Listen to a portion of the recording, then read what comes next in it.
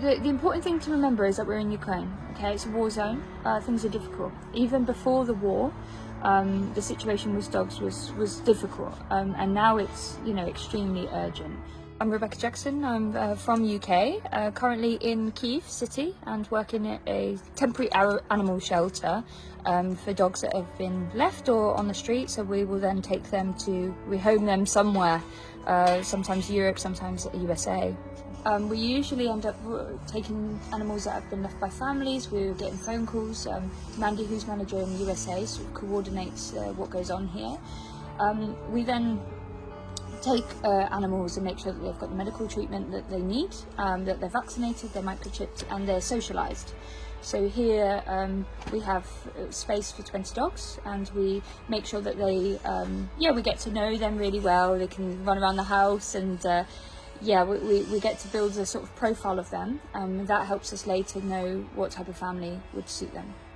Well, because of the war, a lot of our animals have been injured in some explosions, or, you know, have been left places where they've starved. So we tend to take them to clinics. There's a set of clinics that we really like to use that are very good with our dogs. Usually the animal will stay at the clinic until it's just on medication, and then we can bring it back and rehabilitate the dog here. Without volunteers, this place can't run. It's impossible. Everybody that's here is a volunteer. Reality of it is that everything costs, and in order to, you know, sort of make this place run with the amount of dogs that we need volunteers to come and help out, so we can use the money that we raise on dogs and helping them. It's quite essential, especially at the moment. We have 15 dogs. Even with 3 people, it's a difficult job to make sure everybody's walked and we know the dogs well, and have time for ourselves to be people as well. It's super important in many ways. Even a volunteer that, you know, can only do some building work, because there's always that to do, or can only drive supply runs, always things like that available and that we need. Funding is used here just for the dogs. That's all it's used for. Volunteers obviously work very hard on maintaining the ground and things, and we do everything ourselves to try and save every bit of money we can, because we're now facing a situation where there are many dogs who are very unwell and need significant support from us.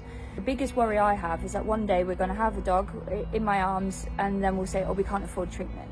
I love to help animals. I love being around people that love animals, and there are so many, which is really nice to see.